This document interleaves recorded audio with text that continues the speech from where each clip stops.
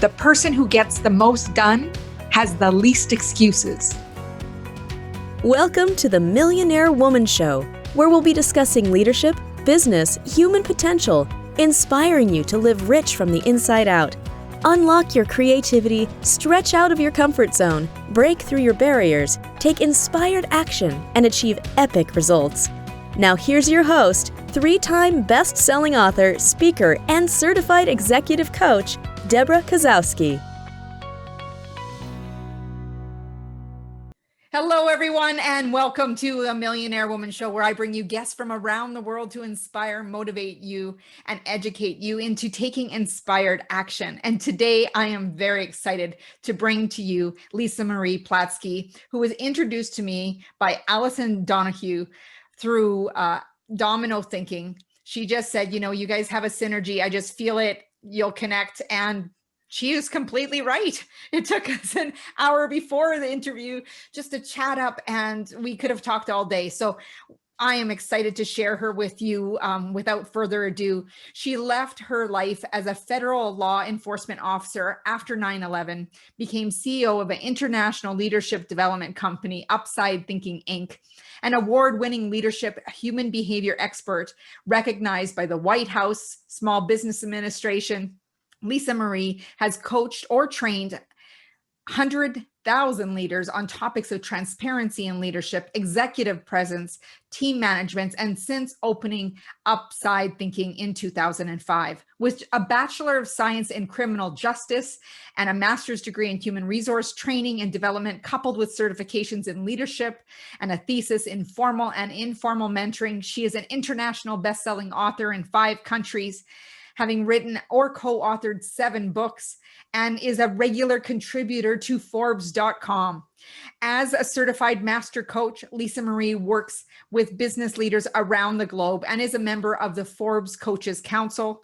Past clients include leaders within the Department of Homeland Security, Honeywell, the National Association of Realtors, AFLAC, Federal Regulatory Commission, State Farm Insurance, Pacific Gas and Electric, and Perry Ellis International, to name a few. She serves on the board of Project Forgive and the Evolutionary Business Council, the Executive Advisory Council for the Leadership California, and in 2015 was recognized by the International Alliance of Women as one of the top 100 women making a difference in this world.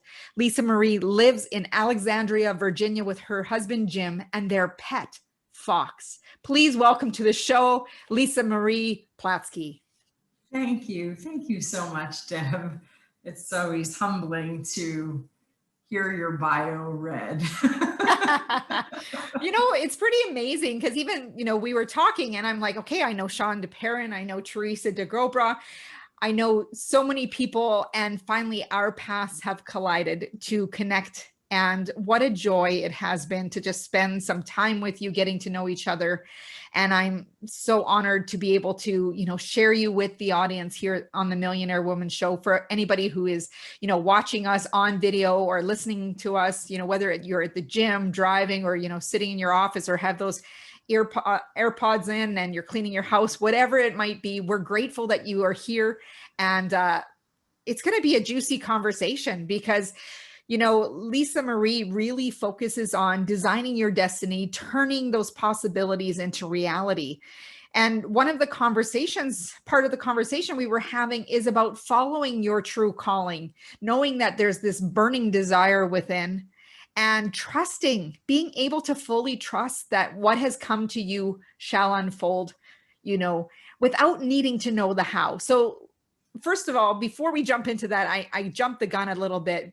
But I was reading on your website about hair and nails, Lisa Marie. So I would love for you to share that with our audience, and I'll jump back to that question again. Sure.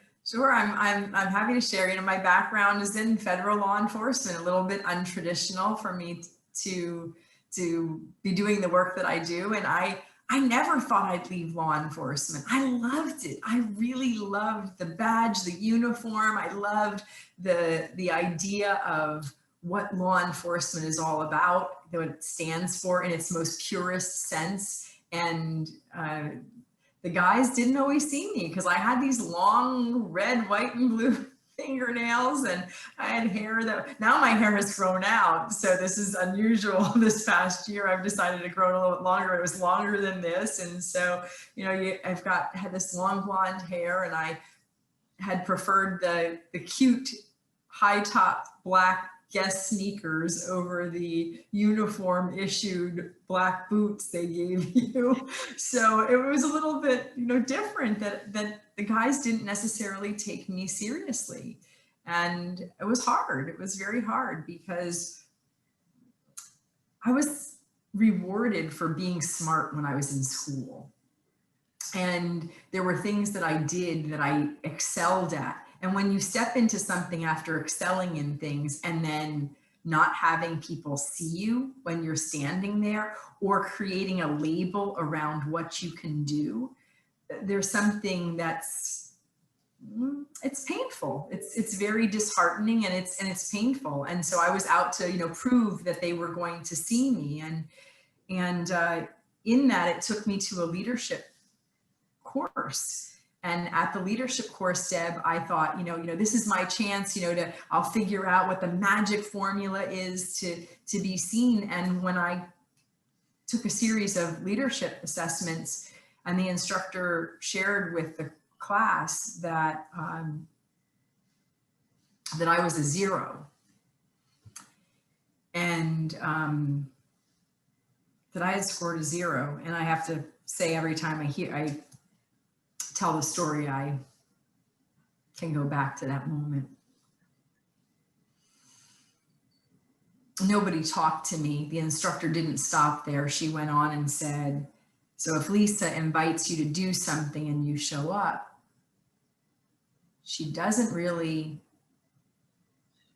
want you to be there. And if you invite her to do something and she shows up, she's secretly wishing she was someplace else.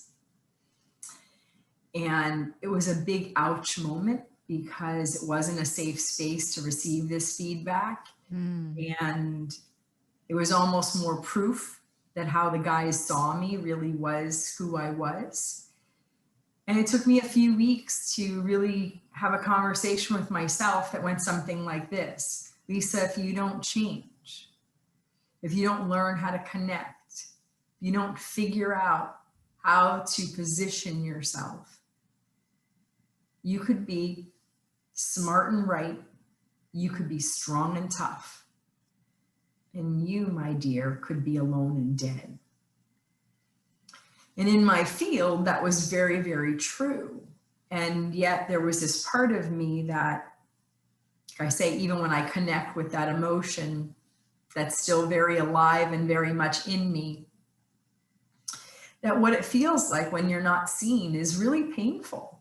And so I worked hard on bringing things, letting the guys see parts of me that I had kept hidden. I worked really hard to not focus on getting it right. I learned new vocabulary words, I don't have that answer.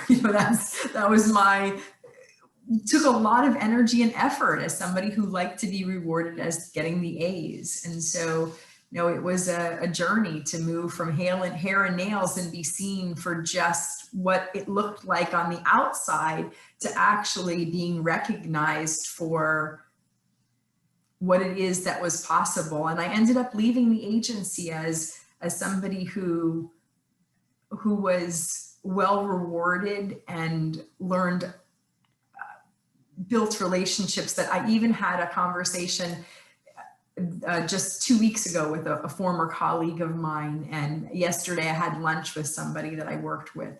So, 20 years ago. And so it's taken me a lifetime, a long time to stand in that place and to really, those lessons have helped me in my business with clients. They've helped me with positioning. They've helped me with building Design Your Destiny Live, my annual conference. They've transformed me into somebody that really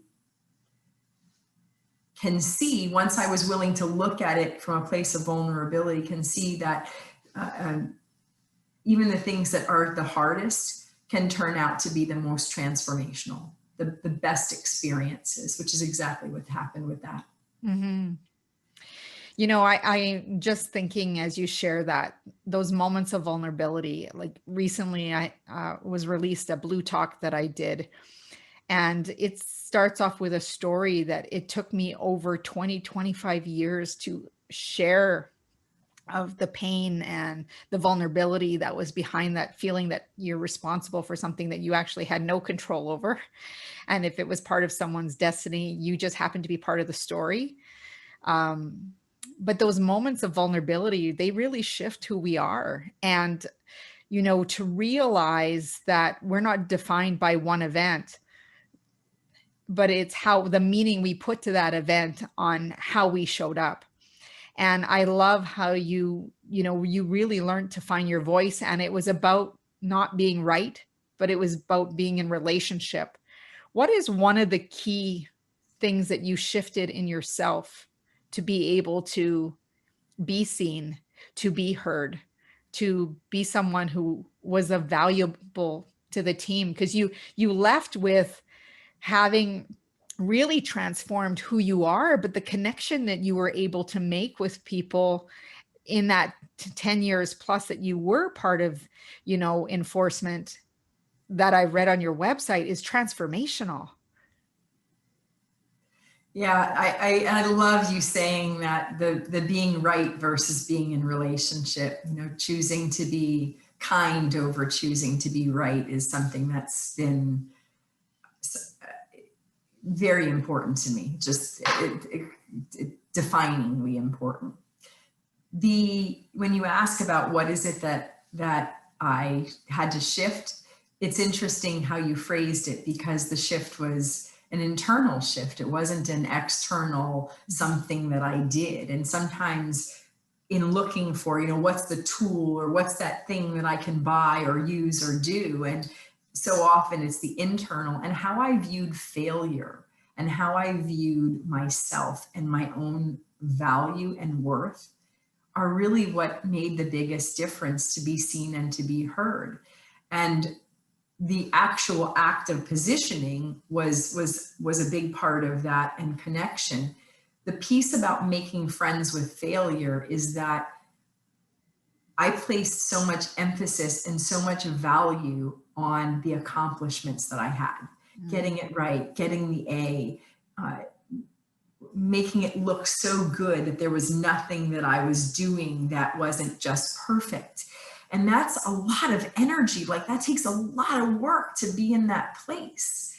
And so when I did that and went, I can be valuable just because of who I am, and just because of the fact that I'm alive and I have a mission, that was huge for me. And it allowed me to then connect with others and position myself not from a place of lack, but rather from a place of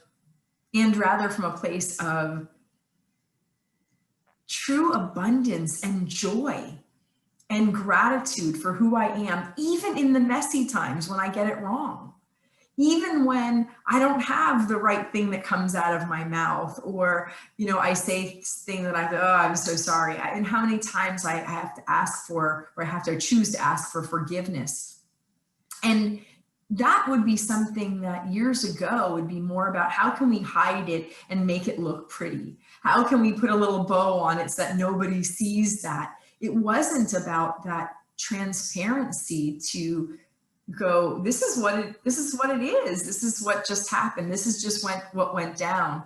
And what's interesting about the positioning is, I used to believe, before I started to get into the research of positioning, I always thought that positioning was tell people all the good stuff about yourself. Tell them about all your degrees and all your accolades and all the stuff that you got right. Yeah. And what I learned in the book that was actually written by Al Ries, and the definition of it is opening this window to the mind. And in doing so, there's an element of that where I'm not hiding my humanity. My vulnerability is simply part of it. And when I got that I can both be having coached and trained over 100,000 leaders, and at the same time got it really wrong on Tuesday, and am willing to call up my client and say, hey, here's what went down and here's how that really should have sounded. That doesn't take away the excellence that has been delivered, nor does it mean that I have to put that unreasonable expectation on myself to get it right all the time. Yeah. So I love that, being right and in relationship, because that's the piece. It's choosing that people are important. And it makes you relatable, because I'm sure the person receiving you saying, you know, I really wanted it to land this way, and this is not how it came out as I reflect on it, makes them think, whew, I don't have to be like that either, right? You allow people to be who they are as you show up as yourself fully, and not having to have everything just perfect. Yes. And I've had clients say to me, gosh, I didn't even notice that, or gosh, I didn't Right. take it that way, or, oh, that wasn't, that wasn't. And then I've done it publicly, where I will then send a message out to my entire community and say, here's what it is that, and here's why I'm bringing this out. And it's not about me going, oh, let me share all the things. Let me, let me tell you. And because I want to, feign humility. It's really because it's learning. And that's that internal work that you and I have spoken about, which is, it's not yes, part of it is external. And there's also this component of where, how do you walk into even this time of when you're looking at a new year or changing something at a time, a new time. If I put some new material in old wineskins and old me, how does the new happen? It doesn't, because it gets spoiled. So the responsibility that I have is to continue to change me. And I didn't get that years ago. I thought that it was all about me getting better at the accomplishments, at the things I did, more books, more things to do. And now I spend so much of my year in who am I being? Yeah. And I think it's interesting, because I know that's the first place that people go to, myself included, to say, this is some of the things that I've accomplished. But then when you listen to some of my talks, you'll see how I've fallen down, many times and got myself up. But I think that there is that balance of vulnerability in sharing who you are. And when it's, I love how Sean Duperrin talks about, you're not going to want to throw up on somebody, or you think you're going to go to bed on the first time you meet somebody, that networking component that you're just sharing too much. Right.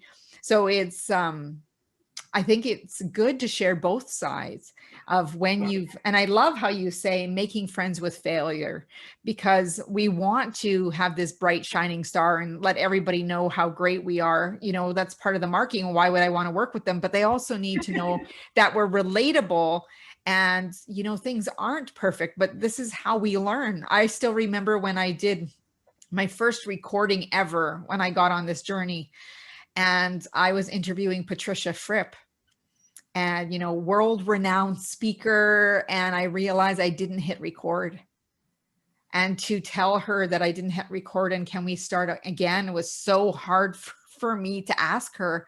And she was so genuine. We still had limited amount of time, but she was so gracious in allowing me to do that I was just like, I look back and I was so horrified. I'm like, how could you not hit record? Like, come on, And, but it was one of, another learning lesson of falling down and, owning those mistakes and knowing that you learned from them and it's okay.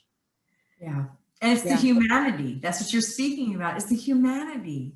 I don't decide, okay, I'm going to share something vulnerable here and I'm going to share something vulnerable here. It's the permission to be fully and authentically who you are. And when you're not, there's this invisible barrier between you and another human being, and they may not be able to see it or figure it out. So, you could have done a great dance and been like, oh, well, something happened, and you could have just not even shared anything with her and gone, and then gone on and just made the second interview the first. And, there's a lot of things that could have played out. And yet the beauty is that when we get to do that, it's like, oh yeah.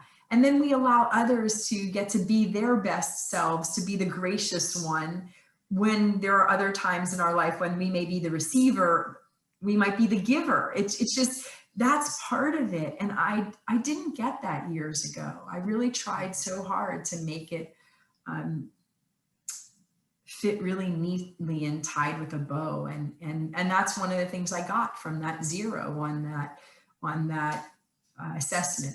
And now I get to work with clients and do assessments with them and allow them to see what the perceptions are and how that can get in the way of them truly shining as brightly as they can. And because of my own experience, I can do it in a way that's deeply compassionate.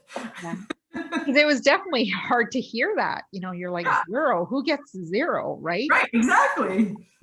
But there's nowhere else to go other than to improve, right? So at the same time, it was like, okay, this is where you're at. You have a measuring point, and now you can, strive for something different. Yes, and I can tell clients that they probably aren't going to be a 0, that they'll probably be much better than that. True enough.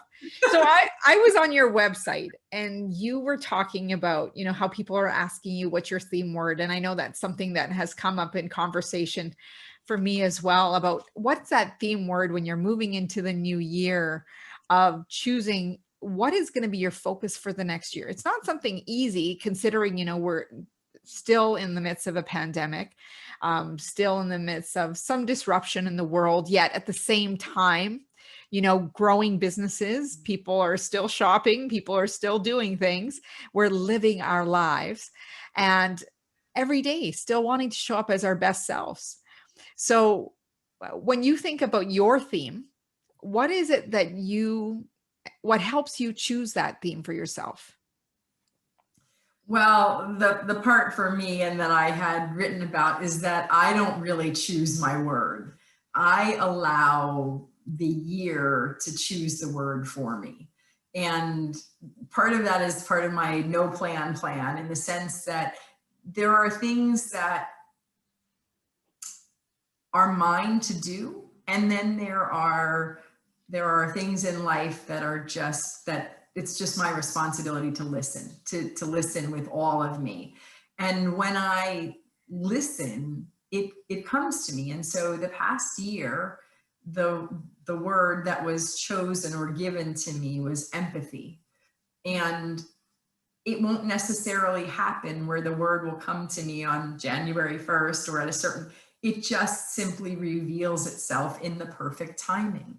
And I'm listening. I'm listening to what that is. And the empathy one has been, it's been a challenging one for me. It really has. The ability to, I'm direct. So I'm a very direct person, and it served me very well in law enforcement. And if we look at assessments for me, there's only about 9% of the population that has a similar personality, directness. And when you're like that, there can be perceptions. And that's what I learned in my assessments early on in law enforcement, is that, the perception is then that you don't care, and you're supposed to be compassionate, and because you're a woman. And so what happened?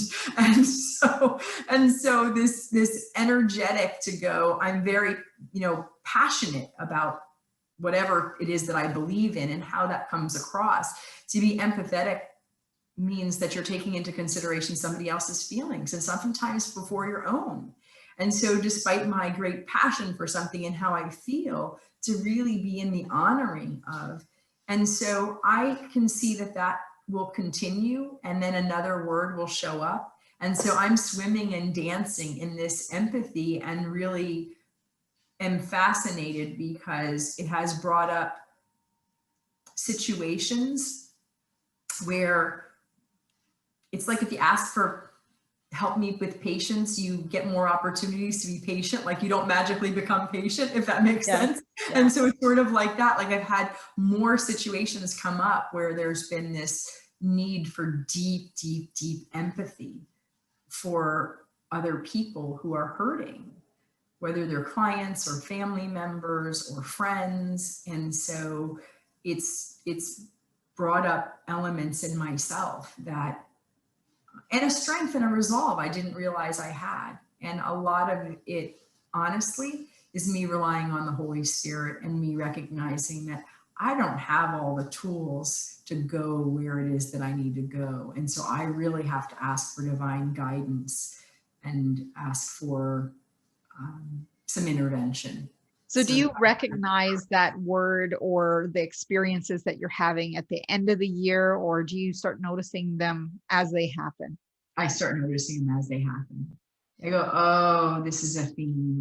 I see what's happening. This is part of my transformation for this year.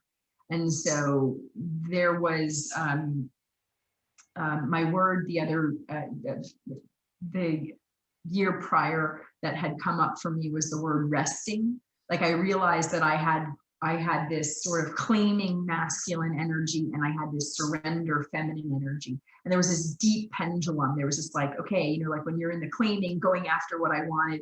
And then there was this, oh, I just have to like rest and just wait for whatever to happen. And I went, oh, no, no, no. What's happening for me is there's this center point, which is the resting piece. And when I rest in whatever's mine, then the how I do stuff doesn't matter. And I'm like, oh, okay, I got it. Like when I'm in that place. And so that came to me because there were multiple situations. And this was not last year. I think it was like the year before.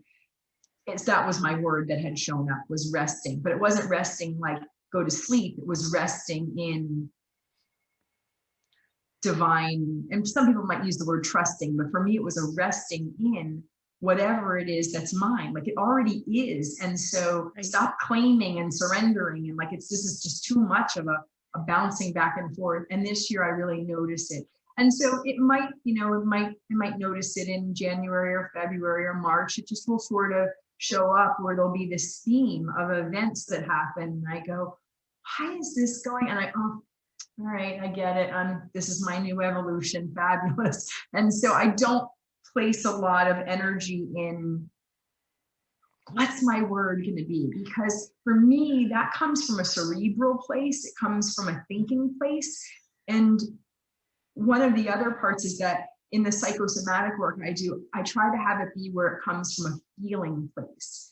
And as someone in law enforcement who shut off feelings for a very long time because they didn't seem valuable, to feel something and not like feel it from a heart place, because I'm not a kumbaya girl. I am very left brain, but to feel it viscerally so that my body is this divining rod, go this way, go this way. If we want to be a force for good on the planet, this is the thing to do. So it's a real clarifier for me. And when that theme shows up, it's going, girl, you have got something that needs to change. And this ain't gonna be pretty. So like empathy, resting, those weren't like pretty words. Like they didn't come up and I'd go, oh yeah, there's gonna be more joy and more happiness abounds. It was a challenging, it's a sandpaper. It's let's put the sand in so how we have the oyster. Like we gotta do what it takes. And so I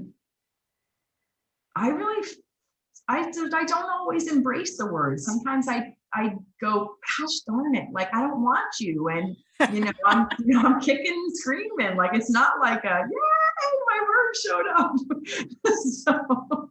Well, it makes me think about when I was a new manager long ago that, I finished a performance conversation and my boss looked at me and she said, Deb, I think your goal for this year should really be about people management. And not sooner than inking it. For the 3 following days, I had the most difficult conversations with people. And I was like, I looked at her and I said, never, ever again Will I take your suggestion on my goals? With laughter, of course. Right. They were difficult, but some of my greatest learning. And yeah, I just couldn't believe how quickly those lessons came from the moment of inking it on paper. So I'm very careful about what I ink on paper when it comes to goals. And those conversations still come up.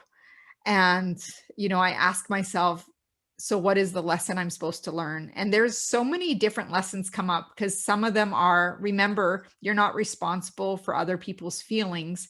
It's their journey. They need to feel what they need to feel. You can't come and rescue it, making it less than. You stated the facts and you demonstrate compassion. And I think that's, again, like you said, having that empathy, but being able to deliver the message in such a way that you still acknowledge the humanity part. Yes. Right. Yeah, and that's the tricky part, is like, how do you make yourself right, the other person right, and the situation right, all simultaneously? And that's a high level leadership skill. And without empathy, that's really difficult to do, because to make someone else right and yourself right and the situation means that even if you can't see like 1 iota, 1% of what it is they're saying makes sense, you've got to make them right. Yeah. And that has been the element for me with empathy in the journey, is it really doesn't matter if I have as much passion as I have about something, if I've cut someone else's legs off. Yeah. Figuratively, it really doesn't matter. Like, what if my vision is to be a force for good on the planet and to make the world better? How does that do that? Even if I was right, even if what it is that I'm saying has the most validity, that's the part that empathy has been the great teacher. And I love you saying that, when you ink it and you write it down, it's like, oh yeah, sure, I'll work on this. And what I find fascinating about when you come to ends of years, beginnings of years, or even it could be a quarter, or it could be, times when someone is in choosing a new path, to say, I want this, whether it be more money or more opportunity or more of something that would be this is the great value, to be a better speaker, whatever. The question is not like, how am I going to do that? It's, who do I need to be in order for that to happen? And who do I need to be oftentimes means ripping stuff out. That's, that not taking it with you. And I don't know that I got that. If you were to, to have asked me this question, or you and I were to be in the time capsule and you would have asked me this 15 years ago, 16 years ago, when I started my business, I was so naive, because I thought, oh yeah, get clients and you go and you do some work, and this is, I'm my own boss and yay for me. And now it's like, this is like the greatest personal development tool ever created. Owning business. Oh, the stories we could tell. Absolutely. Yes. And I love how you say, it's about writing. It's really basically about writing the situation. There doesn't have to be you're at fault and this blame here and fault there. It's really about what's right for all of us. And I really value how you approach that. Thank you. I think that's the piece for me, where I have friends that have very different opinions than I do on many things. Yeah. And we can get together and have conversations that are meaningful, deep, and not have one person leave feeling harmed for the conversation. In the United States, we had a very tumultuous election. And on 2 nights after the election, a friend of mine who voted for a different candidate than myself, we got together for dinner. And we spent 3.5 hours. And she shared reasons why she believed in what she believed. I shared reasons why I believe what I believe. And in the end, we hugged each other and loved each other, and it was beautiful. And I got a glimpse of what was really important to her and how she saw the world, and she got it from me. And we both left with a bit more understanding. And to be in that place means you've got to open yourself up. You hear differently, you see differently, you feel differently. And the goal is that the situation is right. I used to say to my employees, my goal in you coming to work, this is when I was in law enforcement, is that you come into the office and you will always leave better or the same. You will never leave worse. There will never be anything that anybody says or does that creates harm. And that's, what a world if everybody were to do that. That the situation can be right, even if we don't agree on how to get there, or even believe in something so different.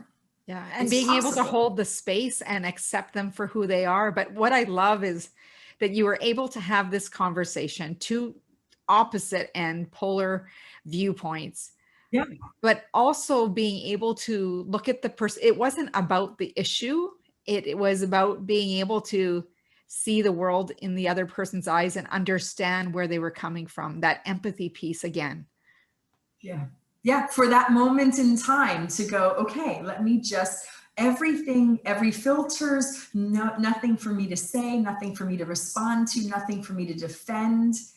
Yeah. And I got to tell you, that takes courage.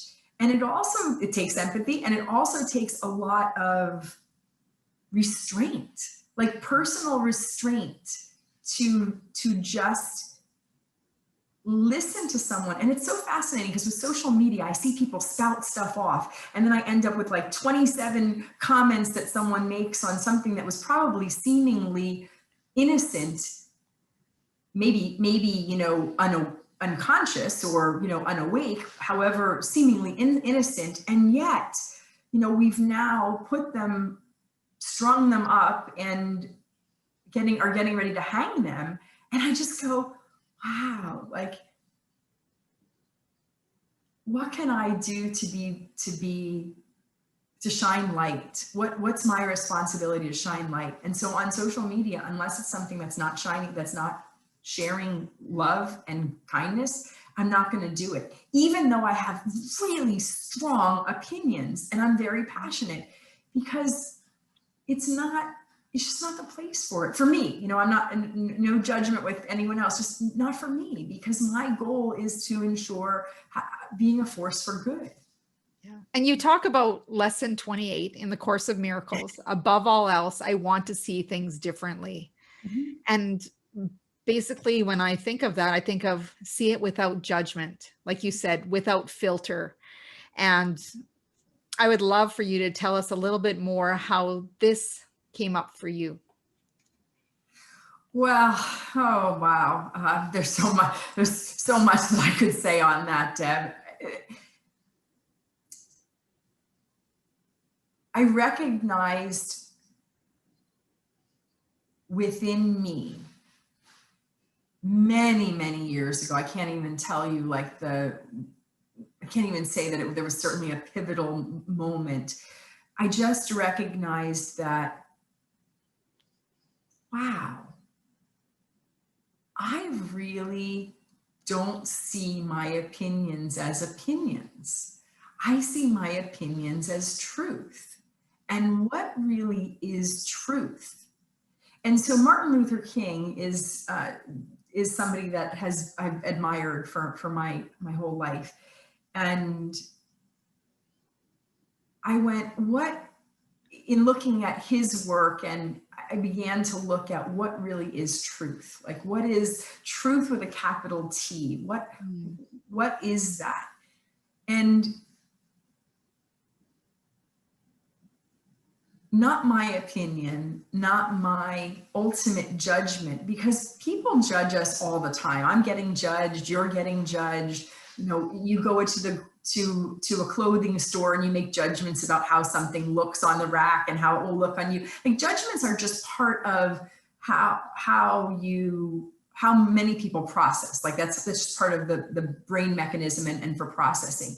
And what I never thought that was, cancel clear, not never. At that time, I did not believe that was something that had a negative impact or a negative consequence. It's just the way that brains work. And so we make judgments and we create our own opinions, and some people see those opinions as truth and okay. And then I started to look at, well, if I believe this, what's the consequence of this belief? And what's the consequence of this action? And what's the consequence of this judgment? And so even something like going to the grocery store and somebody cuts in front of me, am I justified to say something? Maybe. How I say it, does it matter? Will it actually do anything? Does it matter in the long run? And what's my responsibility? And I started to ask more and more questions. And much like in coaching, the questions that you ask matter to create the solution that you want. And what I realized was that this judgment was actually not allowing me to live out my impossible promise to create a world where everybody wins. It wasn't allowing me to really be a force for good. That these judgments, while they may be rooted in what my own beliefs or even higher truths that I thought, they were actually creating barriers in various or dams in allowing true love to flow between myself and other people everywhere I went. And I went, wow, so what's the greater good then? And so this has allowed me to start taking those walls down and to really look at judgment as in through the lens of mercy. You know, that's one of my heart virtues. It's mercy, it's justice, and protection. And when I lead with mercy, it doesn't mean that justice doesn't have a place. It does. It's simply that I get a different outcome in something that I may judge. So I'm still making those decisions about whether or not a certain blouse looks good on me or on someone else. It's just that the lens from which that comes out, leading with the mercy and the empathy and the compassion, has how it comes out verbally or energetically to be very different. So I don't think that there's a way that we can get rid of judgment. I just believe that my journey in understanding what judgment is and all of the questions around it allow me to now show up differently as I am in a judgment about something. It's the best way that I can explain it. And I guess a more practical piece is my husband, we were driving behind somebody, and this is like how I would see it in action, is we were driving behind somebody and the person was all over the place. They were just all over the place, right? And so it's like, you know, are they texting? Are they drinking? You know, what are they? And my husband and I are in this conversation. And for safety reasons, my husband goes to pass the vehicle, and it's almost dangerous to pass the vehicle because the vehicle is kind of just all over the place. Mm-hmm. And as we're passing the vehicle, before my husband looks at the other vehicle or anything like that, my husband says, I wonder if the person's lost. I wonder if the person's having, like, he starts going into this thing that we do, which is how do you stay out of the negative impact, putting something negative into the world and also getting your own emotions elevated. And he starts saying these things. And as we pass the person, we both look over and the guy is like in his 90s. And my husband says, oh, isn't that hard to give up your license when perhaps you should? And we start going into this litany of sending love, whereas if it were 15 years ago, it would have been the thing that could have ruined my day. Yeah. And we really have a choice of what we're going to choose. So I love how you said that. And, you know, my brother recently had someone swerving, like you said. And when they came to a red light, he actually positioned his car so that person couldn't drive. And he was well over the legal limit of alcohol. And all he could think of was safety. And he goes, I took a chance of pulling my car the way I did, but I couldn't have this person continue. Yeah. Right. And, but again, he like you, comes from a different place of safety, mercy, all these different things of what we could tell ourselves versus the road rage that leads people to do things that they would later regret and wouldn't normally do. Right. They shouldn't have been drinking. They shouldn't have, it's wrong. It's all these, and while those might be true, okay, whether that's true, it does not negate the fact that this is something where you've got to make a decision, and that decision being, what's mine to do, not wait for someone else to do. And my husband and I, we said our prayers, and we really, like, I can envision, just angels just coming around the car. And in the case of your brother, he chose to be that angel that was there and moved me to tears. That place, the questions are different. The what you are looking for a solution isn't from a place of blame. Yeah. It's from a place of love. Yeah.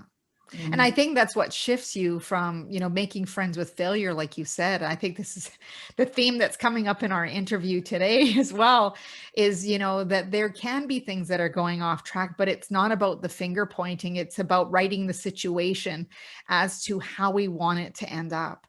Yes. And, which is funny because I'm going to go back to the beginning question that I asked you when we went off on this beautiful journey together.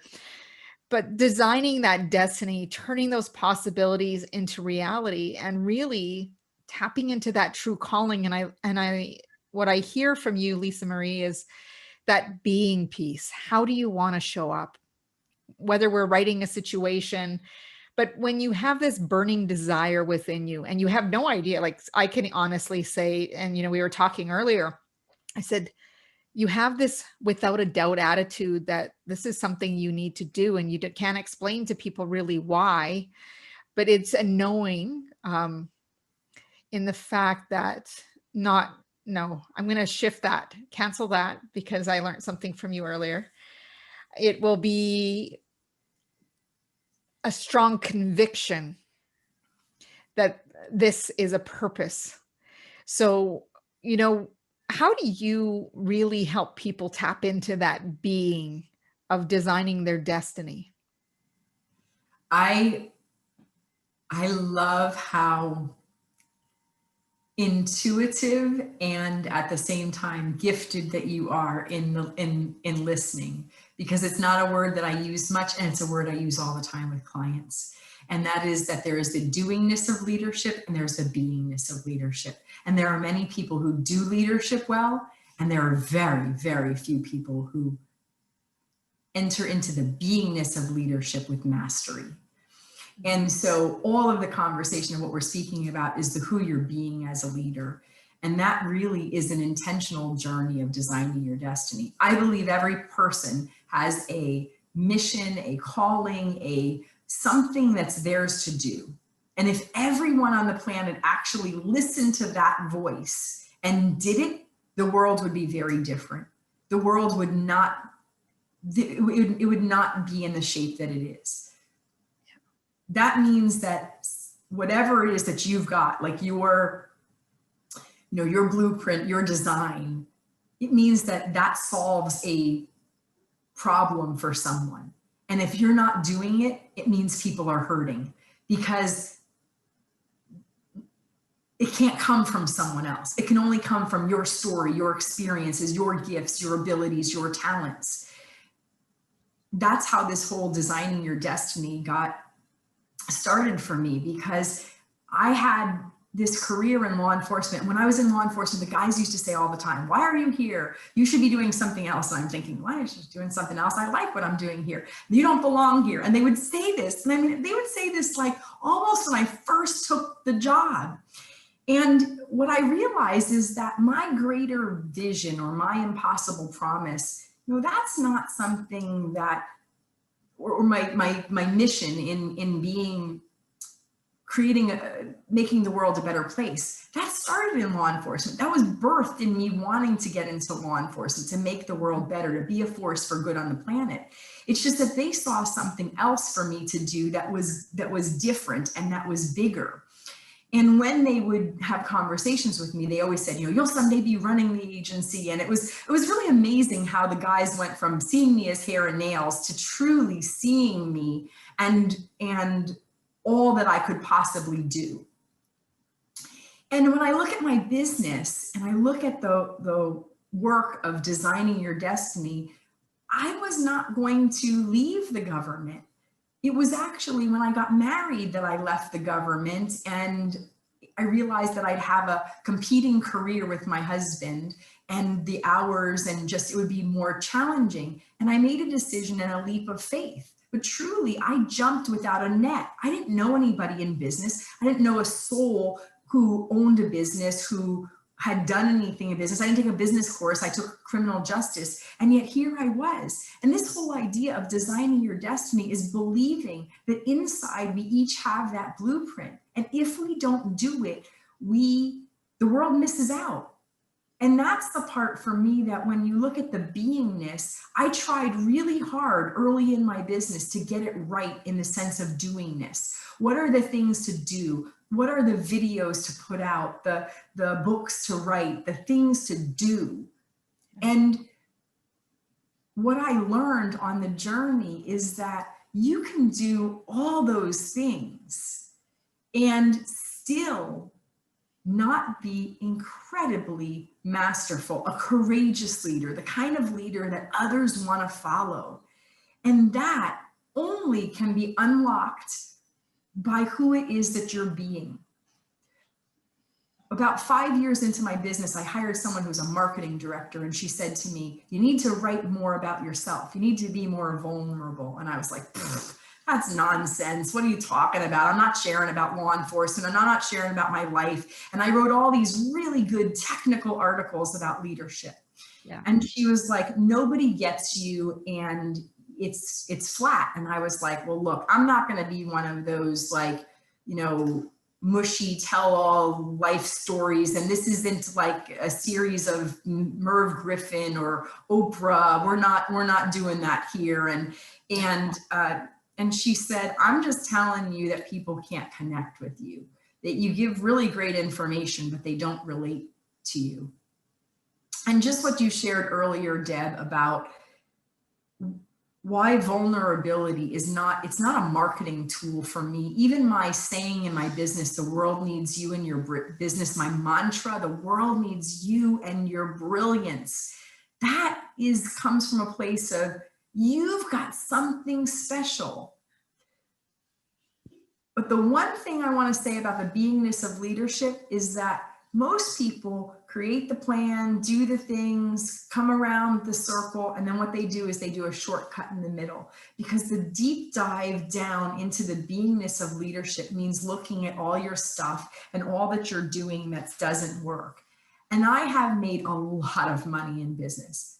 I have made tons of money in business, tens and tens of millions of dollars. And I've also lost a lot of money. I have built some amazing relationships, and I have also lost some relationships. It has been a both and, back and forth.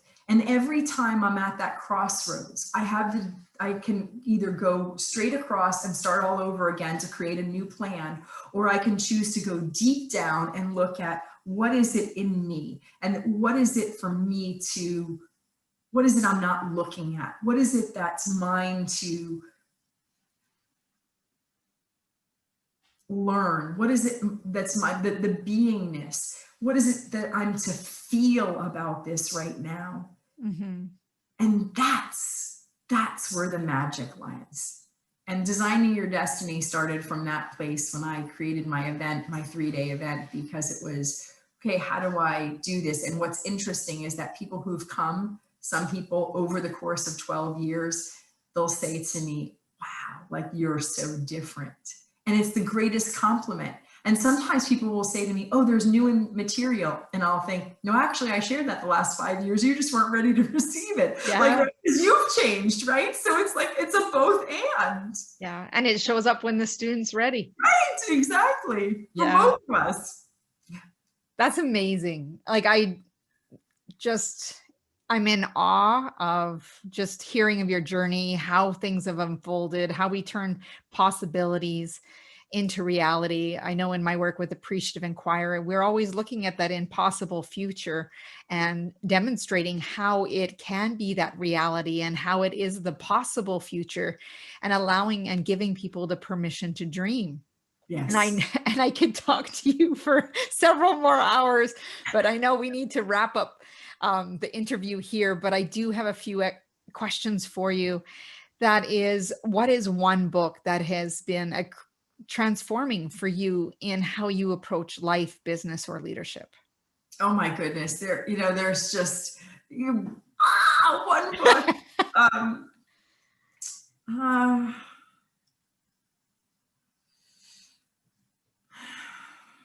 How do you approach life and business, she says.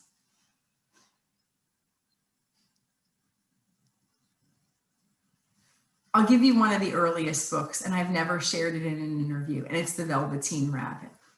Okay. And why The Velveteen Rabbit? Because there's a one paragraph in the Velveteen Rabbit that ties into what we've talked about today. And it's about being real. And how will I know? It's going to make me cry. How will I know? And he says, once you've been real, you can never not be real. Mm. And by that point, your joints ache and your fur's been rubbed off, and those things don't matter to the people who love you. And so in this conversation, it really makes me cry about vulnerability and about transparency. It's that the right people get you when you're your most authentic self, and you attract the right people. And so that is a book that when I read that, geez, I probably, when I was, it's probably in teenager or in college when I really got that. And it solidified even more. And so it's a segment that just touches me deeply. I've never thought of it that way. Thank you so much for that. Once you've been real, it's basically, you're not going back. You're real. And I think for people who, when they start being vulnerable as well, and they share that vulnerability and share how real that they truly are, people don't see them any other way now. Yeah. Right. And that's the part that they need really to attract the clients, to attract the talent, to live their life authentically and really move forward. Yeah. So my next question is, what does it mean to you to live rich from the inside out? It goes back to what we've talked about. Living rich for me is that there's it doesn't mean that there's not overwhelm or that there's not, life doesn't happen or that life can't be hard. It's that you're really clear about who you are. You do things from a place of authenticity, that there's not that's the richest feeling of all, is that who you are is simply perfect, and that the world needs you and your brilliance. So how can people stay in touch with you, Lisa Marie?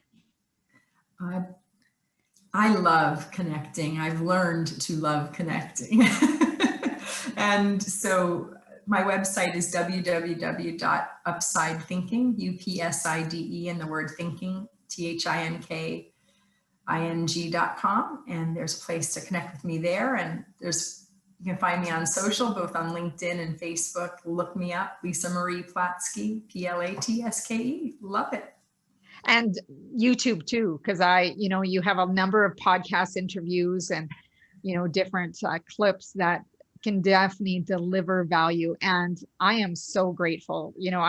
My eyes are a little bit wet because of how, we've spent a number of hours together, part of it being the podcast, but just knowing that one person's connection of saying, you two need to meet. And as I was sharing with you, with my friend Kevin, I do definitely feel that we've hit a place of synchrodestiny and looking forward to where this journey brings us. But for all of you listening, Lisa Marie Platske has delivered such amazing value and nuggets for you to be real, how to make situations right, how to make friends with failure. And I am so grateful we were able to connect today.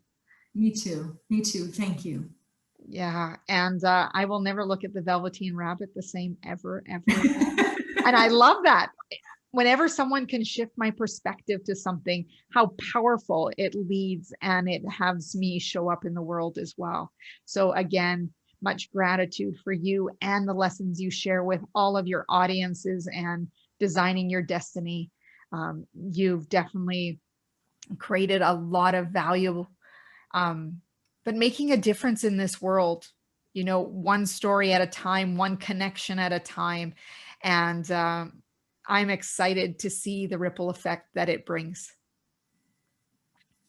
Thank you so much, Deborah. Truly an honor to be here with you today. Thank you. And for those of you listening, I will have everything in the show notes where you can connect with Lisa Marie and follow up with her. She's got some awesome articles on her website as well as books and interviews that you can look out and check out what she has to offer you. Also, go over to my website at www.debrakasowski.com, where you're going to get your 3-part video course of making habits stick, building focus and consistency into those goals and making them a reality.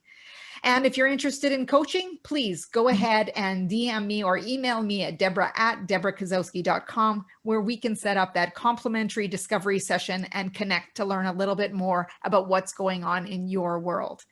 On behalf of Lisa Marie and myself, as Muhammad Gandhi says, be the change you wish to see in the world and go out and make today great. Thanks, everyone.